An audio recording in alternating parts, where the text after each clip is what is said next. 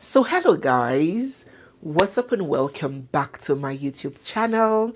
It's me, your girl barrister Neze, and this is Nezeville. Today's video is, should I call it a continuation or an extension of one that we had maybe some 2 posts back, where I disclosed to you why it will be more likely than not for Regina to return to Ned and miss this domestic violence claims. Very interesting video.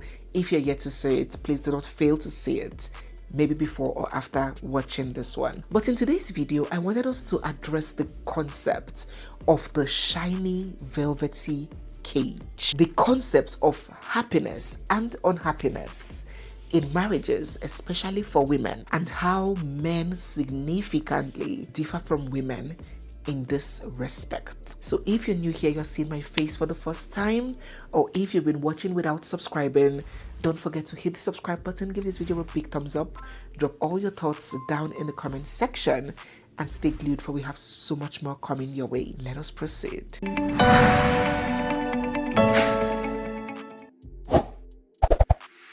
So at the end of the day, we might find Regina going back and staying, but she would stay at the cost of the shiny velvety trap.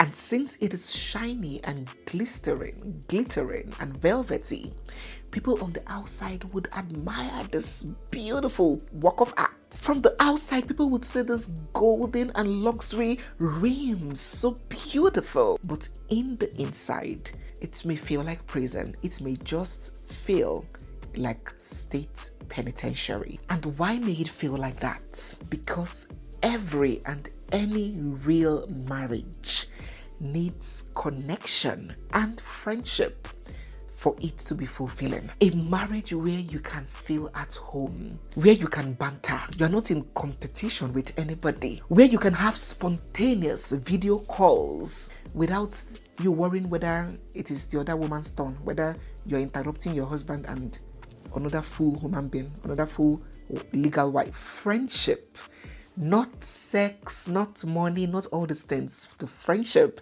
is the true lifeline of every happy marriage. And that true connection is mostly missing in polygamous marriages. We're not saying that monogamous marriages are perfect or they do not fail. They fail every day, they can still fail at the end of the day. But you will have experienced what marriage is, real marriage in the real sense of it. Because a man in polygamy is very unlikely to love any person but himself. His sexual fantasies, his ego, his needs, his comforts are what is paramount for him and to him. Even if his wives are envious and hateful towards each other, even if children from his loins cannot eat in each other's houses because of competition, what their mothers have put in their head, unhealthy rivalry. Children from your blood cannot leave their drink here and go out and come back and drink it. Even if that happens to be the reality of the family's future, even if envy, malice, and chaos is the order of the day, polygamous men think self. Not to talk about a man with 6 wives. Please, what kind of true connection and bonding can you form with such a person? Where the arrangement is you have your separate quarters. You dress up like a visitor. You go and visit your husband. You come back to your children. What sort of a human being, a woman, will be truly fulfilled living such a life where you cannot be in your bedroom and as your husband is downstairs, sweetheart, please bring 1 apple for me as you're coming up. And you lie down, you are bantering, you are watching one Tyler Perry movie and you are just connecting, and hubby is coming back from work. You call him, baby, please, I want to eat suya. Can you buy suya on your way back? And he's coming back to you. He's not perfect, but he's coming back to you. He's yours. How much real connection, devotion, dedication, attention, love can stem out from a marriage that someone is married to different people? And that's why whenever you see a polygamous marriage, you see that the only person smiling and vibrating with happiness is the man. Remember those our 2 mummies that embarrassed themselves on social media a few months ago at the birthday party? All face squeeze tension. The only person that was enjoying the show was the man.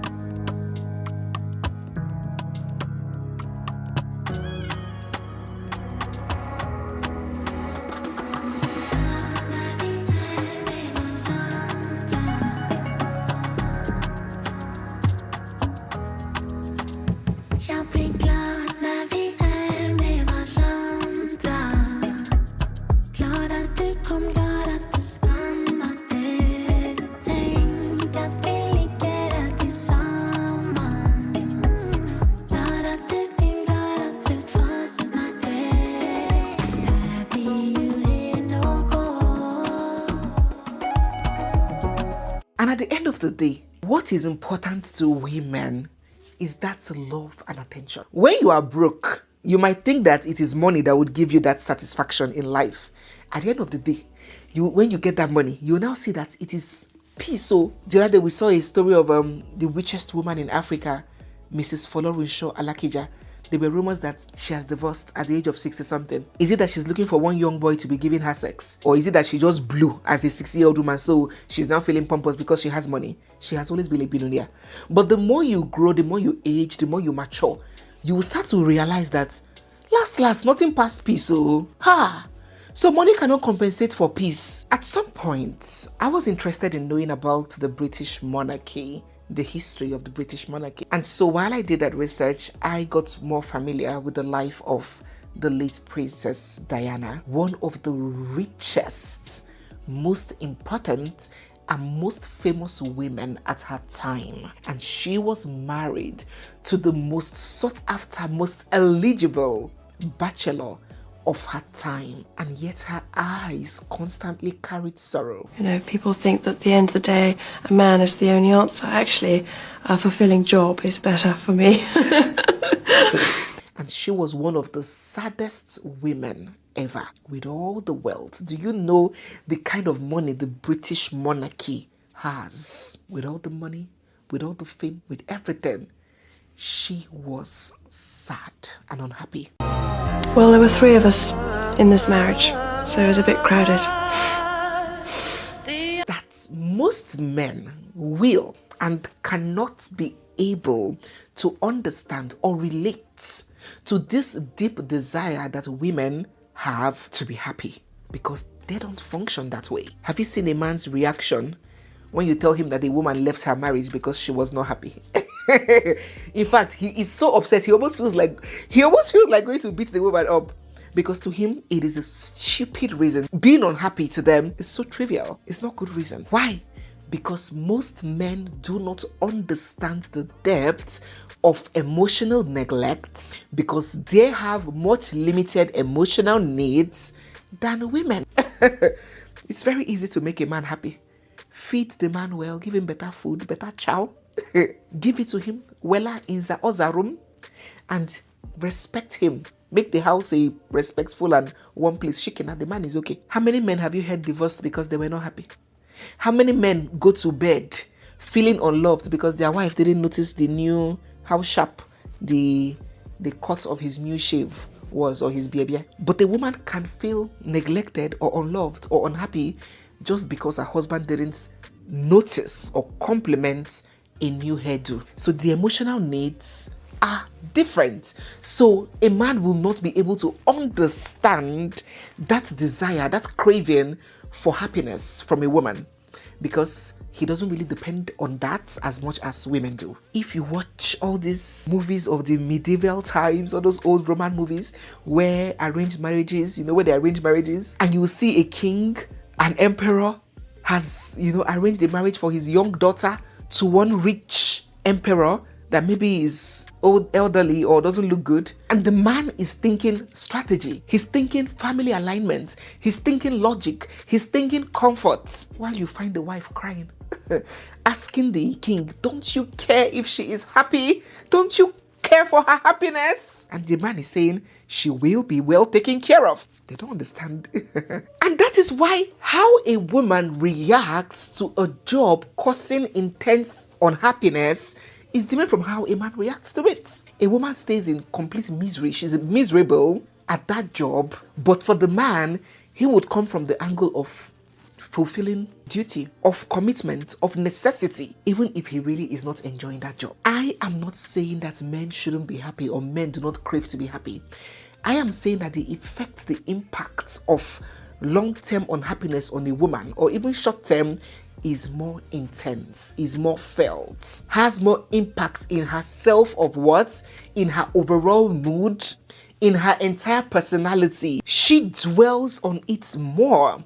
Happy people remind her of her misery. She is constantly wishing to be happy, and she often wonders why she has to be unhappy. So it's almost like that state of sorrow forms a full part of her identity. That is not the way a man processes unhappiness. And that is why when a woman goes through a deeply emotionally troubling experience, the impacts and the effects it can have on her may be more intense. So many women that have experienced a shocking emotional state of sorrow or unhappiness, sometimes our hair start to fall off.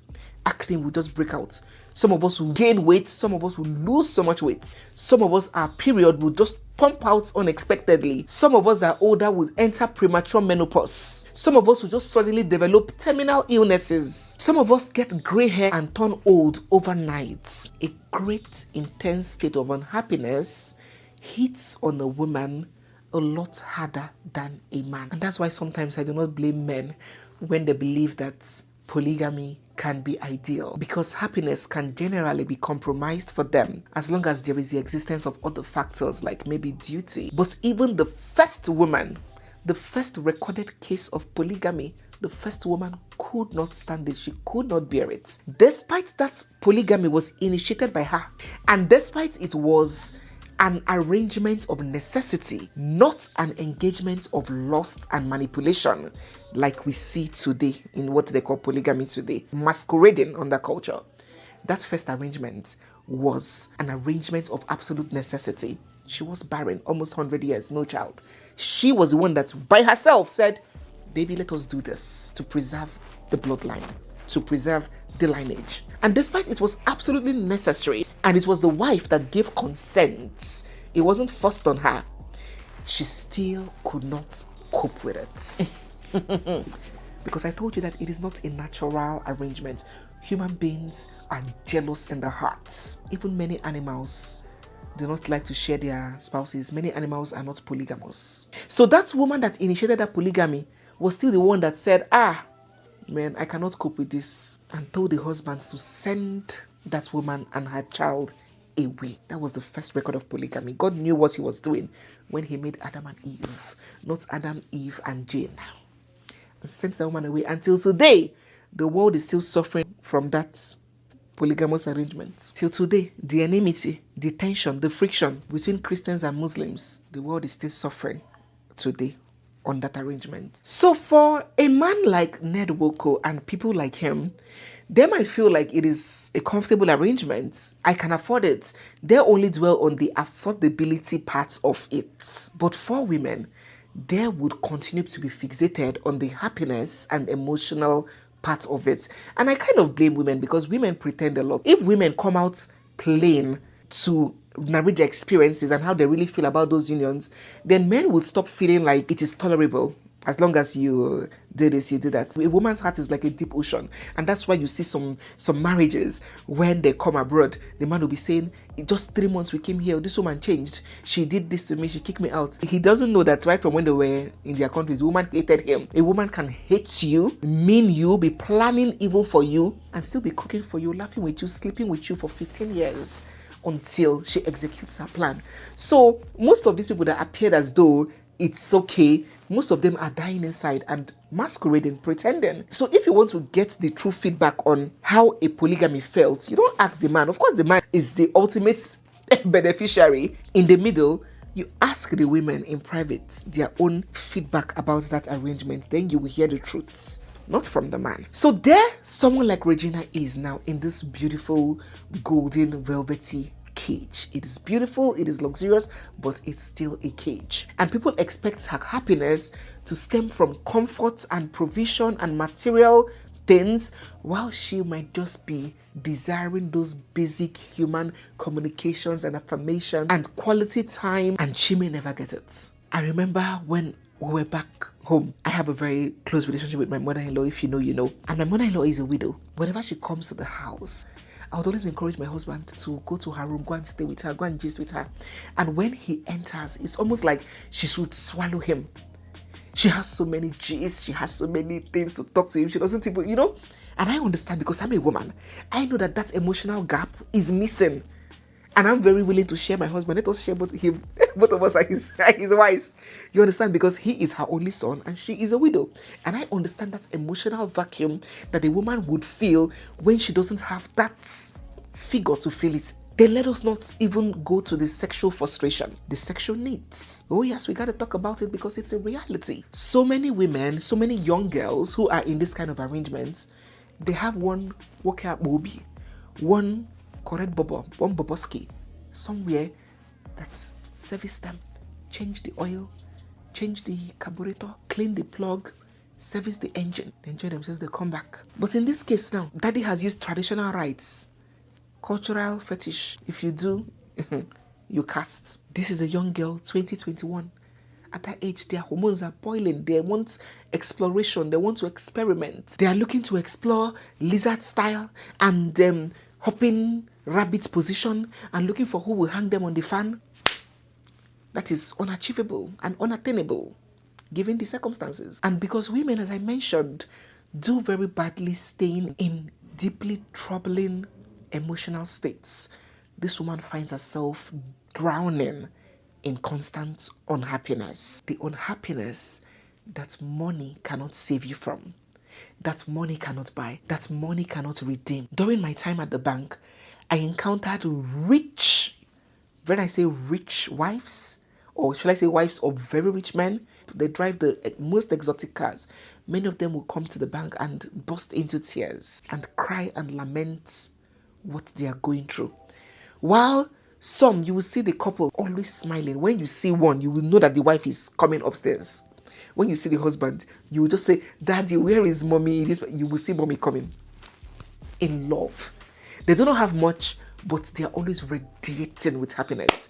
If it's their Gouda t-shirt, both of them will wear their matching Gouda t-shirts, smiling, mommy will rub powder on her neck, enjoying peace that surpasses human understanding. Money is not love. Money is not peace. Money is not fulfillment. Now, don't by any chance get me wrong. Oh, I'm not saying that avoid rich people. Once he's rich, he is there's problem. Once he has money, he's destined for problem. No, you can still be blessed with a good, well-to-do person. My point in all of this that we can learn from is that let the factors that drive you to connect to people, to start relationships with people, to enter marriages with people, be the kind of person they are, the values they hold, their characters, the level of their integrity, their situation and belief around life and marriage, not just their finances. Because I promise you that money cannot save you when you are constantly faced with a life of unfulfillment, unhappiness, and lack of purpose. May God give Regina direction, and to everybody watching me as well, for those who are in similar circumstances, may God give you the wisdom to make the best decision. So guys, yes, we have come to the end of today's video. If you're new here, you're seeing my face for the first time, or if you've been watching without subscribing, don't forget to hit the subscribe button, give this video a big thumbs up, drop all your thoughts down in the comment section, and stay glued for we have so much more coming your way. It's me, your girl Barrister Neze, and this is Nezeville. I'll see you guys in my next one. For now, bye.